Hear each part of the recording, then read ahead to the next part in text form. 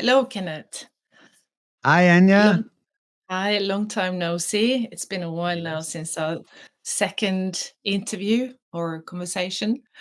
Um, so yeah, I'm looking forward to this one. And today you have chosen a most fascinating topic, which is basically the will from a psychosynthesis point of view, but also a general exploration of the will. And I guess if we frame the question along the lines of, do we have a free will, or are we just the plaything of our desires?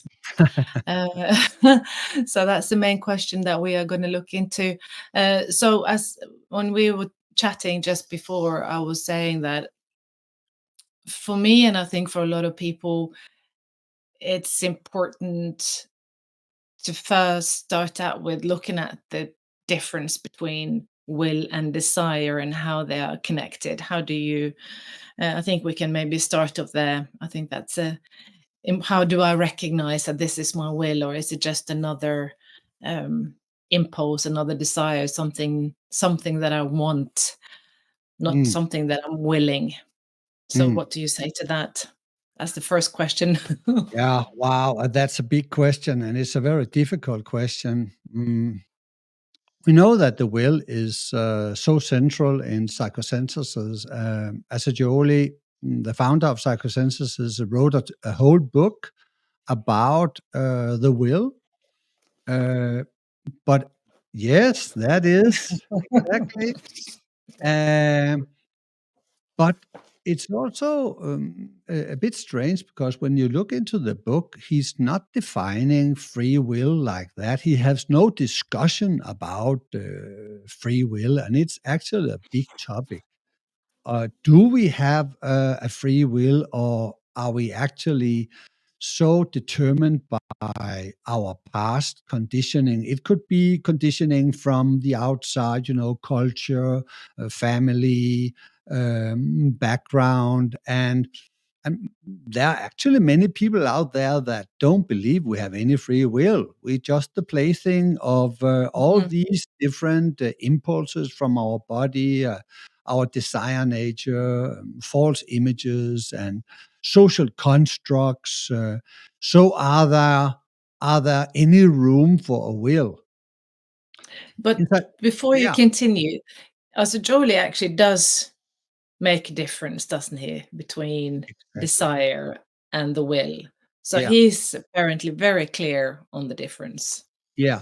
In his conception, he says that the will is very related to the self or the conscious I.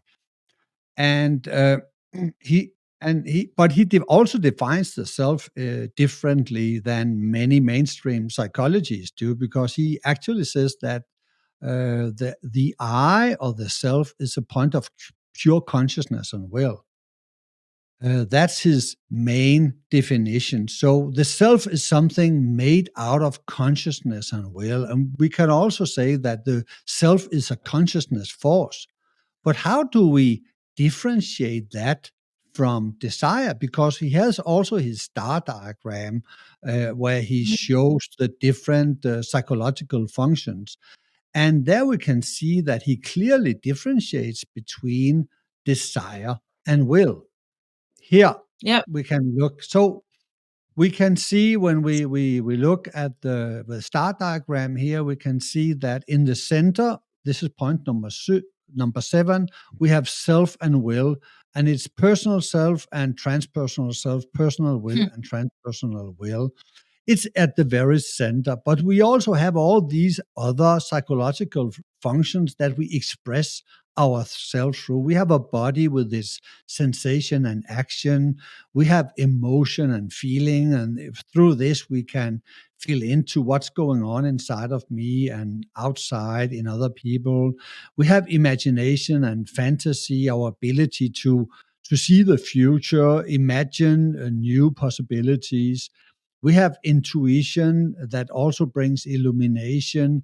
And this is our ability to look into the divine nature of everything, seeing divine immanence and seeing how all things fit together. That's, an inner eye that perceive the hidden dimensions of life. We also have a thought function, lower and higher, the more concrete, logical mind, and the higher abstract mind. And we have desire impulse. And at this point now, we will try to define what is the difference between will and desire, Mm, because mm, they are so similar. mm. Yes, exactly. And in order to understand the type of will that Assagioli points to, is that will is something that comes forward when we are disidentified. We need freedom. There needs to be a choice. Mm, If there's no choice, then we have no will. So let's try to flesh that out a bit.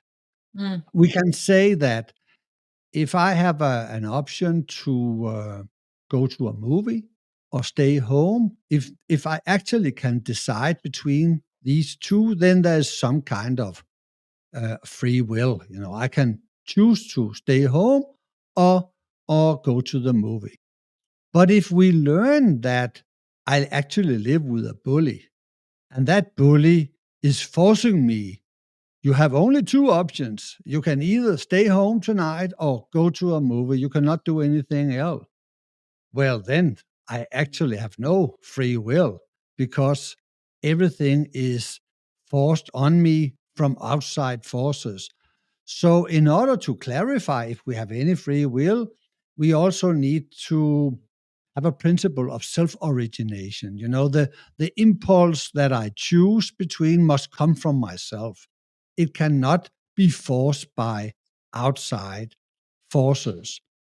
So, in order to define what is free will, I have to it has to come from myself, and there need to be a choice. What do you think about these two distinctions? I think I still have a question around the will. Are you basically saying if there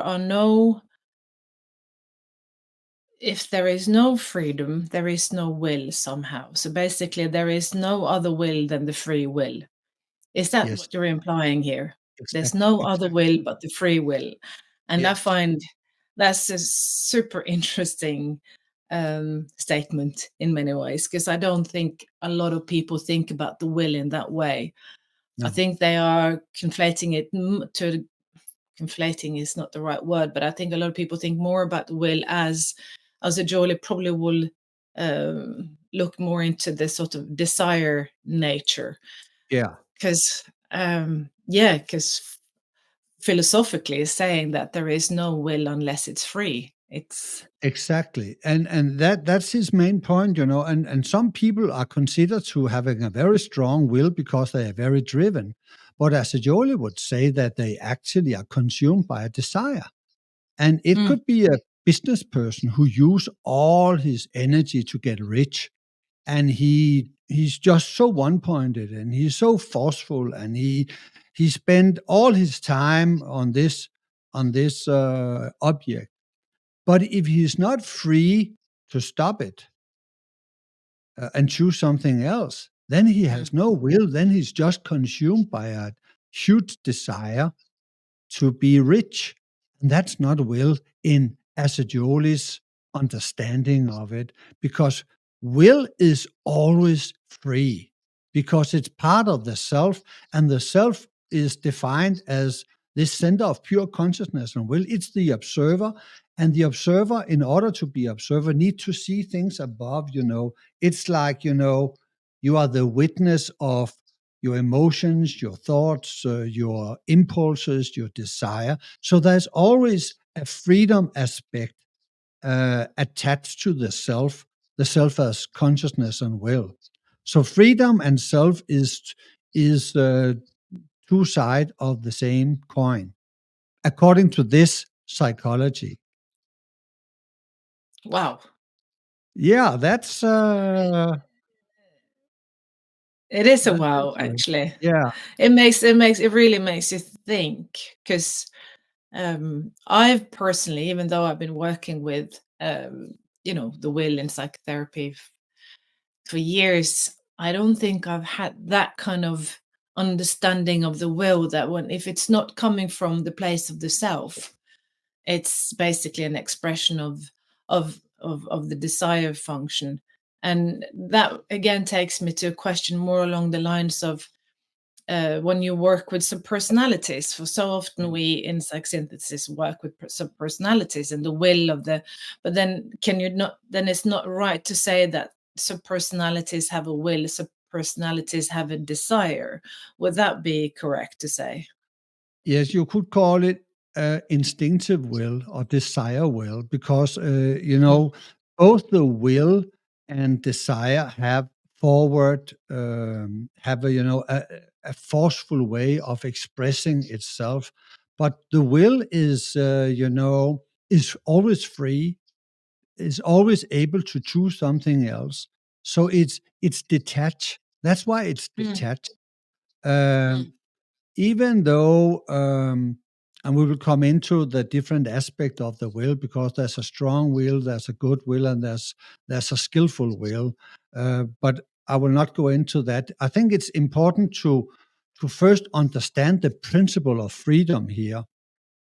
And so we have two things. We have choice is a prerequisite for will. There need to be a choice. If there's no choice, there's no will, because then there's no freedom. mm, Self-origination is another principle of the will. It has to come from myself. It cannot be forced by outside forces. If something is forced upon us, then we don't have any free will. We are determined by the impact of these outside forces. So the will is something we have to earn in some way, something we have to develop, because very often we are so forced by external forces. It can be other people's expectations. It can be culture. It can be, family. It can be all types of external limitations that is suppressing us. And as long as we are identified and follow these external forces, then we have no freedom. And so then we are back again. There's no choice. So mm, so self-origination and choice is very important. And the last thing I would say that is also very important is deliberation, because deliberation is also part of the will. This is the will using the mental function. We have to understand, if we really want to have a free choice, we have to understand what is pulling me in different directions. We have to, in some case, analyze our motivations. We have to, if I ask a person, why did you do something? Well, I just felt it was the right thing to do. Okay, then mm, there's no choice. Then there's just following your desires, following your impulse. Then it's desire that is actually in the in the in the front seat. If mm, the will has to have a say, then we have to understand the deeper layers of it. Okay, I choose that situation instead of that situation because, um, yeah, let's use an example. Let's say I have this situation. I can stay home or go to the movie. If I want to stay home, then the will have to understand. Okay, if I stay home, I can have the comfort of my television. I can be with my kid, and I like that. On the other hand, if I go to the movie, I get fresh air, I can meet other people, and I have the experience in the cinema. What type of need and desire should I choose between? I have a depth understanding of both motivation, and if I choose to go to the movie in this situation, then it's based on a deep understanding, reflection of the different desires and different motivation that plays in. And in that case, we have a will that on a more informed basis make a choice. So in order for the will to really be a free will, there need to be deliberation. There need to be a deeper understanding of the underlying needs and desires in a particular situation. Yes. So how I'm just to summarize what I think I just heard you say kind of reminds me of Asajoli's title of the book, The Act of Will. So Yes. the will is for it to in order for to express your will, it needs to be will in action. Yes. Would that be And it, correct to say? yes, and actually we are here pointing also to the different stages of the will. There is a goal. I want to do something. That's the first state. The next state is deliberation. And that's, okay, do I have the resource? Do I have money to go to the cinema or not? Deliberation is our understanding of all the different desires and motivation and outcomes of a particular action. So that's stage number two. And then the third stage is actually choice, that we make a choice based on the two first stages. I have a goal, I deliberate about it, and then I can choose it. And the next three stages, that's affirmation, plan, and execution. That's Mm, more about how we are going to do mm, it. And so I think that's a very good. It's a good perspective to call it the act of willing, because it's not just about making a choice. No, there's actually a process uh, going on before we really can make an informed choice. So the will is more a process than it's an action. If mm, it comes from the will, because the will mm, has to be free in order mm, to. mm, And it is mm, free if it can deliberate all the different options and mm, outcomes of a mm, particular mm. um, Yeah, I like what you action. say about the will being a process or being a conscious process, not just Yes, something unconscious. It needs to be a conscious process of deliberation and making choices in order to make something happen yeah. somehow. I think that's the will as a conscious process. I think that's quite a interesting take on it. I actually think this was a very good formulation of it, because the self or the conscious I is this a fusion of self-awareness and will, and you could also call will intention, and it Mm, purpose. So these two things are pretty much connected. So we have to now, I think, in order to understand the difference between will and desire, we have to see what kind of function the will is, because in Asajoli's understanding, the function of the will is its ability to work through the psychological functions, to actually direct emotional energies, desire mm, energies, mm. mental energy towards an object. So So focusing the functions towards an object. exactly. Mm, So the will is, in some way, you can say that the self, if we should use analogy of a captain on a boat, then we have the captain is the one who controls the boat and set the course, choose what direction the boat must go in order for it to fulfill its mission. And there is an owner of the boat, the persons or the owner of the boat. That's the self, that has the overarching purpose with this ship. And all the sailors on board the boat is mm, all the different subpersonalities and psychological functions mm, that help the captain steer the Mm, boat and manage the boat until it reaches its destination. So the will has this ability to steer all the sailors and all the equipment that is and all the machinery on the boat.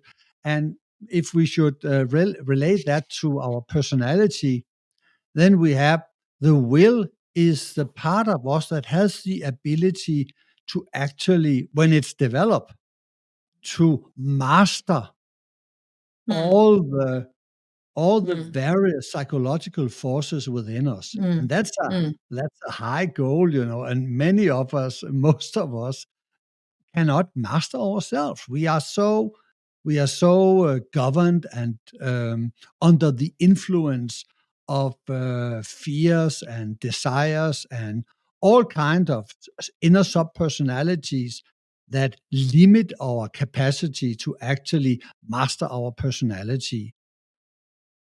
So actually, what you're saying is that the most important part of getting in touch with your will is to clear away the noise from the desires from all your subpersonalities and to understand. And I think that's probably quite difficult. Exactly. It's and we are back again to the question: do I have free will? And we have an experience. Yes, of course, I have free will. I can choose if I want to lift my arm, drink coffee or tea. But when we get to the larger pictures of why do we choose the partner? Let's take an example. Why do we sometimes end up with partners that are not good for us? That's Mm, a very relevant topic for a psychotherapist, and both of mm, us are psychotherapists. And if we have free will, we should be able to actually choose the partners that are good for us. But there are two elements here, and that's again self awareness. If we have a lack of self awareness of what is good for us, then we make bad choices, mm. and the will is not free. And there can be many reasons for that. We know that our parents influence our choice of partner. What we have seen in our upbringing very much influence us, at least in some part of our life, what type of partner we end up with. If we have had a father that left out the family and was very, very distant, then perhaps we end up in relationship where we get, you know, uh, where people leave us because we repeat the patterns. And Yeah, that was of the course, thing. I was, yeah, because that's not a conscious thing we are doing. It's an unconscious pattern. So in that we can feel that we are free to choose the person we want to be in a relationship to, but very often we are so conditioned by the past, so we don't actually have any free will. It's just no, we are it's the yeah. playthings. We are the playthings Mm. of our conditioning. Yes, there's a good word for it. I think it's repetition compulsion. Exactly. And I think it really highlights the lack of actually free will involved here because it is actually something else that is quite compulsive, Yeah. repeating a pattern that's quite Yeah. compulsive. We think that we have made a free choice of a partner, but it's actually just a repetition compulsion going on, and that Yeah. can be quite a painful thing to recognize within oneself and seeing how these patterns have sort of contributed to the life choices and situations in our lives. Yeah, and Yeah. we have the illusion of freedom, Mm, but what we are very often impelled by is a desire.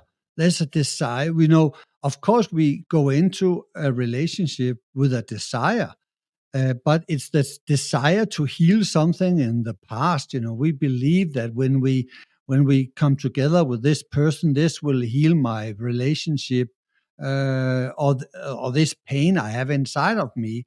But this is not freedom. This is not free will because we are so attached to that conditioning. Yes, and I just wanted to sort before we continue there, because I think this is an important distinction, because you're saying that we more like from a Gestalt point of view that we are trying to heal something from the past. But with the repetition compulsion, I sense that we are more governed by patterns. It's the patterning that is governing us. It's the Yes, devil we know. It's the pattern. yes, We're repeating patterns. And there exactly. cannot be a choice when we're repeating patterns. No. And what is a pattern? A pattern is a self-image. A pattern Mm, is an old identification with something we learned in mm, childhood or via culture. It's an impression, and we have identified with that mm, pattern. And so the pattern is some kind of a combination of a thought form, the mental mm, function, emotional mm, atmosphere, different types of desires, and image things we have played in, from our upbringing. So it's a combination of the psychological function mm. that form this pattern, and we could also call this pattern a subpersonality, because that's exactly what Yes. Yeah. a subpersonality is. Yes. Yes. Exactly. So, in order to get in touch, or not get in touch, but to identify our will, we need to understand or recognize our patterns or our subpersonalities. That's sort of the starting point, isn't it? Exactly. And this is where we come to the most prominent technique of psychosynthesis to acquire a free will, and that's Mm, disidentification. mm, Because there will be no free will if we are identified with these patterns. If these patterns are up in our face and we are so identified with being mm, a victim in a relationship or the bully in a relationship, then there's no freedom. We are just mm, driven by these past conditioning. But in psychosynthesis, we work with disidentification. We train the client to take a step back, and we can use many techniques to that. We can place our pattern on a chair in the room and see, oh, okay, this is your old self that has this pattern. You are sitting here in a more free position and chair.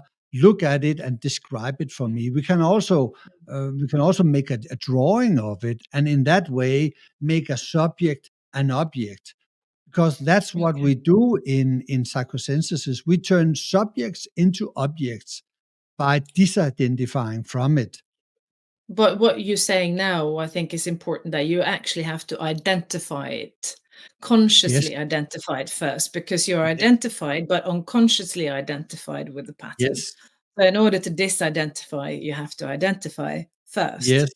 yes, Isn't that correct? yes, So basically, exactly. that's what you're doing in this. So when you go into therapy and you're doing the chair work, or you're doing the drawing or associations, what you actually are trying to do is identifying it. Yes. Put a name on it. And Yeah. when you say that this is just a part of me, if it's up Mm, here and you cannot see it, then it's you. Then mm, there's no identification of it. But as soon as you recognize, yes, I am a slave of this pattern, mm, and I mm. and I don't know what to do, then there's a little gap. There's you, the conscious observer, that identify this Mm, pattern, and this is the first gap of mm, understand. mm. This is the first time you have a distance between you as the observer and the pattern. Then you can start Yes, seeing the pattern, and there's a small amount of disidentification, yes. and we will Oh, try to that's make that gap exactly. bigger. Yes, and that's where the choice comes in when you're talking about the will, is that when you have that small little space there between identification and action. Okay, just to make it clear, we're speaking of this little gap, this tiny understanding that I'm controlled by a particular pattern. I keep choosing the wrong relationship because I am identified with this pattern. But when I have seen the pattern, the, a little gap emerges. between me as an observer and this pattern. Is that also your understanding? Yes, it is my understanding. I think back to our work in psychotherapy with clients when they want to get, there's certain behaviors or situations they want to get out of, and they recognize that there is a pattern. And I think that awareness, that recognition, when they come into a situation, it happens again, they're recognizing it. And there is a moment then between the impulse or the situation that helps them to make a different choice, that Exactly. gap there. And it feels like that gap, as you're explaining, is where the will comes in. That's Exactly. where the will can that's where we can act with the will, is in that gap. Yeah, but in reality, very often we we then enter a phase where we understand that we actually are slave of past condition, and we become aware, okay, I'm not free. I see it now that I'm not Mm, free, because even though I see that I'm a mm, slave of this, I cannot change it. mm, Because I'm so attached to into this relationship or to this pattern of behavior, and even though that I can see that it's not good for me, that I'm a slave of it, I cannot choose otherwise. And just to make an example, I have a thought about I would like to lose 10 pounds. I know that it will be good for me to lose 10 pounds, but I keep doing what I'm not supposed to do, eating pizza, eating chocolate, having a lifestyle that I know it's not good for me. So, this is the phase where we recognize our slavery to past conditioning. And past conditioning in this example is my bad eating habits. yes, okay. So your So, I'm, bad I'm eating, but that your bad eating habits, you still want to engage with. I think this makes also a big difference. You still want to engage with the subpersonalities. You're not trying to basically say, "Go away. I'm not going to listen to you. I want to get slim." But you're engaging with this subpersonality because it has developed for a reason. It had a function at one yeah, point. So exactly. so you basically have to go in and engage with whatever subpersonality where this desire come from in order to progress with your desire to disidentify from it. Exactly, and we can say the will is the function in us that chooses what type of desires we want to follow. Mhm, So we are not going to follow desire. The desire has to follow us. We mm, are not just following our emotions. The emotions need to follow us. The free choices we make. So the will is the function in us mm, that chooses the best possible values, needs, and mm, desires we have. We are not, we will always have desires. We will always have needs. We will always have all the psychological elements in us, but the will is the part of us that chooses mm, all the competing desires and impulses in us uh, from a point of awareness where we decide this is the best outcome for me. And mm, very often the will be defeated by old conditioning, but then the will can come back, me as a mm, conscious mm, person, mm, and say, okay, I can make a plan now for changing this. I mm, can go in psychotherapy and work with this past conditioning and mm, come to a situation where I actually can act freely. And then the will can start to have an impact when I go into this type of work.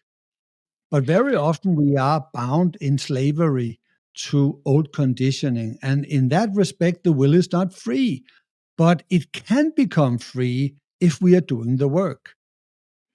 yes, and is that during the work, there's two things that springs to mind now. The first was, I just have to say, is the image of the conductor in the orchestra. It's just that Yeah. image just keeps coming back, and that how he, if the will is basically in action. It is conducting the orchestra with all the instruments, and if it's not, the instrument just keeps, people just playing their thing. There's Yes. nothing coming out of it, but another thing that I also would like to explore a bit further, I was touching on it earlier on, is that, okay, so now you're faced with the situation, you have certain subpersonalities that are, their desires are too powerful, you can't execute your will because they come in and they're just, before you know it, you just uh, you're back in the game again. Yes. And Yes. so this, how do you get to, so you really do need to engage with the subpersonalities first and foremost, don't you? That's the only Yeah. way you can deal with the force and power of the desires of the subpersonalities. Yeah, I would say there is, of course, it all depends on what kind of goal you will have. If your goal is to run a marathon and you have never run a marathon, of course, then you will really have to work with your body. You will have to get your body into shape so it can actually do that action. So then, in this case, we have the principle of we have to develop the psychological functions uh, in an appropriate way, because one thing is to choose something, another thing is, do we have the ability to execute on that choice? And if the psychological functions are not in shape, then we cannot carry the will out. So the will is limited by the development of the psychological function. If I want to run a marathon, I need to get my body into shape. Mm, And that's the psychological function of sensation and action. mm, But if I want to, let's say, um, educate myself as a doctor, that will also acquire a lot of mental work. It's a mm, very, very demanding type of study. So then you will have to really develop your mental function, because you will have a lack of knowledge. You will not mm, pass the exam if you have not done the studies, and you will never become a doctor. So this is the principle that the will, when it makes a choice in the future and say, my future self, my future destiny is to become a doctor, then it demands a discipline and a development of the appropriate functions to make that happen. yes, And but if this, your psychic energy is tied up in a pattern of, for example, lack of self-belief, yes. that's not gonna happen. No. And that's, the another aspect, that's the past conditioning. So if I choose to become a doctor and I have, this self-doubting part Mm, of me that always brings up negative energies and you will never succeed in that, of course, then we have to look at mm, these sub-personalities, because yeah, they are compared to musicians in the orchestra. mm, They don't want to play that music. no, The no. conductor would choose us to play a certain type of music, Mm, but we have mm, some rebels in the orchestra that wants to mm, play their own tunes, and of course, then there is no mastery of the situation. mm, mm. Yeah, so then you have to go up to that musician saying basically, "What's your problem? Why don't you want to play?" It's that Yeah, engaging with the subpersonalities that I find so hugely important in all sorts of psychotherapy work. But I think in particular, if you want to get in touch with your will, yeah, you have to understand what's tied up in that yeah, subpersonality that can be released, and for yeah, you to use at your own will for what's yeah. important to you. And speaking about subpersonality and the concept of weak psychological functions. If we have weak Mm, psychological functions, this will heavily impair the freedom of our will. If we have an mm. ill Yeah. body, a body that is unhealthy, a lack of vitality, and wants to sleep all the time. Of course, this will very in a heavy way puts a lot of limitations on the will. So the will has to clear up the unconscious mm, of past mm, conditioning, and mm, this is not personality work. And it has to develop the psychological functions in mm. order to carry out its choices. Yep. And back to the concept, do we then have a free will?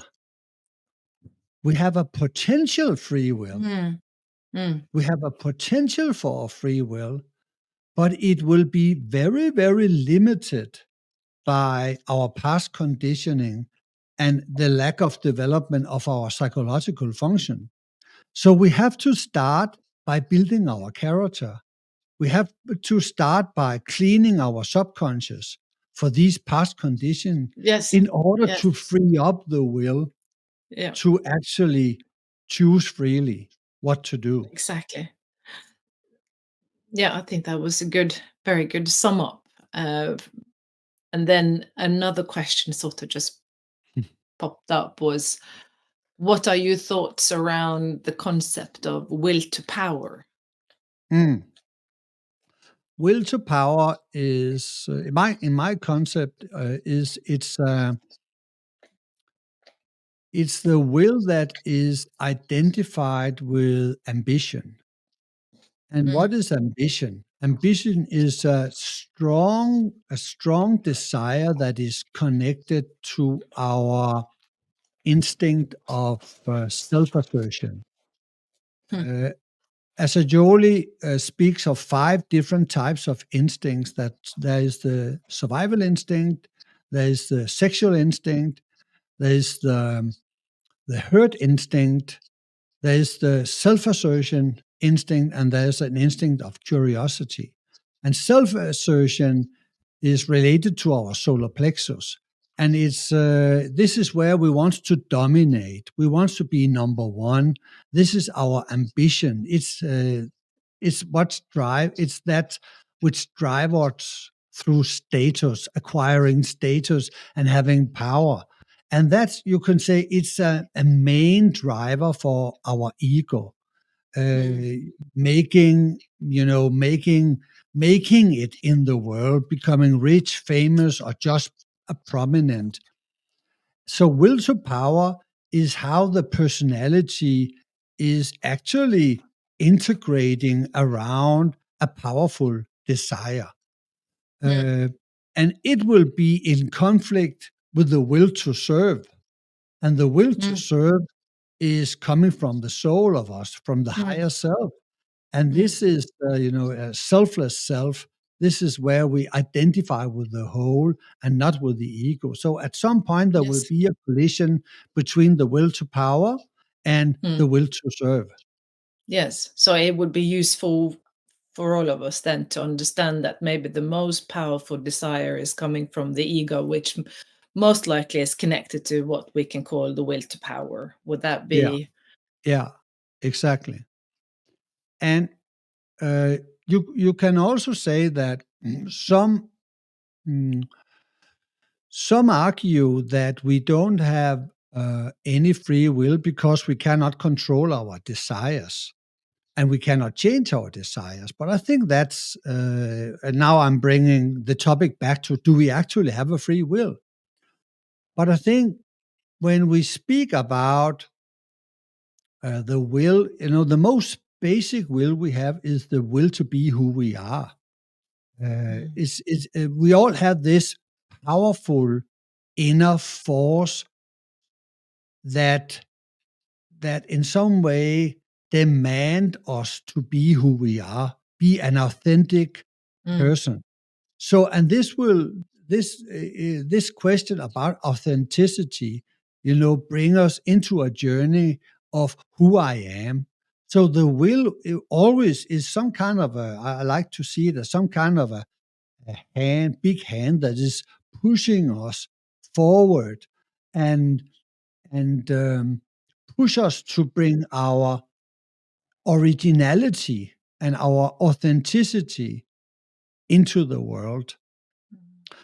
And the most basic will we have is the will to be and the will to life. We have a basic choice in life, and that do we want to live or not? And if we choose to live, then we also choose to have a personality with desire. We also choose to have all the consequences of being alive on planet Earth. It has Mm. consequences to say yes to life. Mm. Uh, so, in that respect, we can actually choose our wants because we can choose not to live. And Mm. now we are related it to the survival instinct, to Yeah. the survival. Do we actually want to live or not? And if we don't want to live, we can kill ourselves. And of course, then we have the whole philosophical what happens when we die? Are we Mm. actually free? But from a materialistic point of view, you can choose to uh, to have desires or not. Because if you choose life, you say yes to all the consequences of this choice, and that is to have thoughts, to have desires, to have to all that is embedded in human life. So this is quite, we're getting almost a little bit metaphysical here, but it seems to me that the will essentially is in a way is a, it's not just in a way, it is a transpersonal function, and it is connected to, um, in a sense, authenticity or expressing that uniqueness we bring into life, Yeah, and somehow being of service to the whole by doing that. exactly. And now we come to perhaps the deepest perspective of this, and that is that there's actually only one will, the universal will, from Assagioli's point of view. This is something he describes in his book, The Act of Will, Mm. in the chapter about the universal will. There's only one universal will that expressed through all the different human beings, and we all are connected to that universal will. So we are a divine being having a human experience, and that divine being wants to express itself through humanity and through all living beings. And Mm. this is actually the will. That is why we are compelled to be who we are, because it comes from a divine Mm. level that we are here to manifest the qualities of our beingness as a service to to the world. So now we Mm. have the big Mm. picture on that, and and then you can. But are we then free if we are just the? Are we not just? Are we then just the plaything of this divine universal energy? But the point here is, we are that in Mm. our deepest essence. Mm. We are one with the one Mm. universal will. So Mm. it Mm. actually the one universal will is actually who we are. Yes, I see that the freedom is basically then coming from expressing that authenticity, expressing that part which is supporting that greater whole with our uniqueness. That is the act of will. That is me expressing my Yeah, free will. yeah. Because we then are aligned with our deepest nature. Mm. Mm. And this is, in our height experience, we can have that experience of becoming one with the universal. you know, uh, just being a cosmic witness, totally unified with everything. Mm. And this is the testimony of all the big mystics in life. They say there is a unity in the deepest inner background of our nature, and we express that divine nature Mm. through our life here. Mm. Mm. And we have to wake up to that reality. Yes. So, So, yeah, that's a very good, I think, a great, in a sense, not summary, that would be wrong, but a lovely way to end the discussion is looking at the free will is actually just us expressing that uniqueness in the yeah. service of the whole. Yeah. And then we get caught up by all the conditioning, all the influences, all the layers that it has impacted us when we incarnated and was brought up in a family and a social structure, and we have to, in some way, find out what is Mm. authentic, what is not so authentic. And whenever we choose something, we define our character. And if we choose something based on conditioning that is not us, then we bring into life Mm. inauthenticity. And whenever we learn to find that source, find that inner sense where we say this is true me, and we make a choice from there, then we bring that originality, that Mm. authenticity into life, and we start shining our light as we are.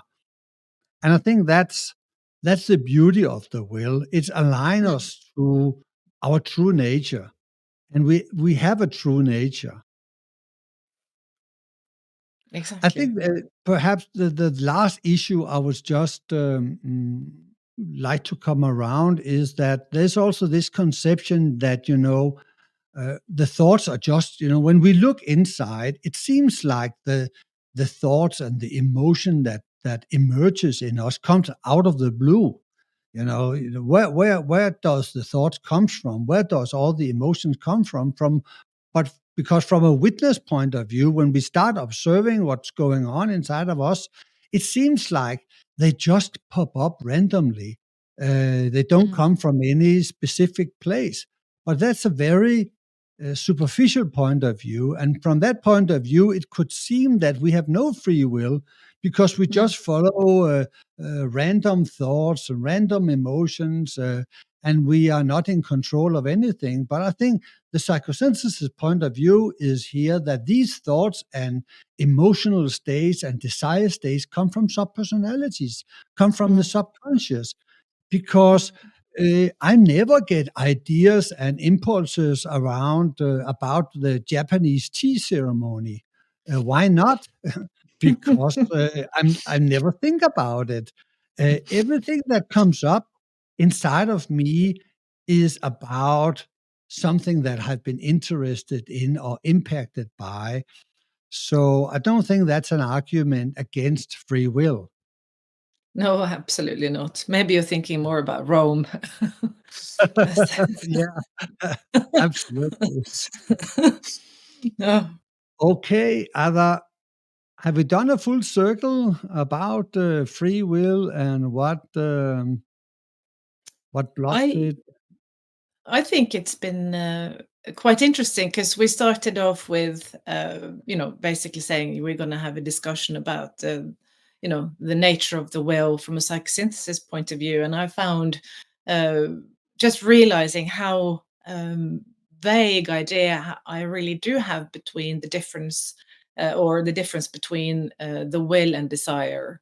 Yeah. And I think for me, in the conversation we've had, um, it's becoming a little bit clearer to me, and also with the ending there, to see the free will or seeing the will as actually our, as an expression of our authenticity. That's what it is about. It's expressing our Mm, authenticity in the service of the whole. That the will is connected to that. That's been, a very useful perspective for me anyway in this mm. conversation. Yeah, and I would also say what I take from this is perhaps a more clear understanding how important freedom is. Very often when you are in a conversation with another person, it becomes clearer that I don't actually have free will if I don't have freedom. So Mm, also, looking for the freedom. Whenever we are are in a situation where we have to choose something important, we have to ask the question, am I free? And if mm, I'm not free, what is pulling me? What yep, is conditioning me? yes, So the freedom question is very, very important. yep, And if you really understand that freedom is perhaps the most important thing when it comes to free will, to understand if you are free in a particular situation. mm, mm. Yep, and then talking about this gap between, stimuli and reaction, I think that's quite a good one as well. When you have that recognition, that awareness that, I can choose. That's that's a very powerful moment Yeah, when we have that awareness that now I'm in this situation again. I can choose to do X or I can do Y. exactly. I can choose here. Yeah, That's a very that moment, I think, for most people is a very powerful moment, and maybe the first taste they have of actually recognizing that they are or will. yeah. Yeah, yes, and this is actually, the first revelation of I'm actually a slave of this. This is actually the first freedom.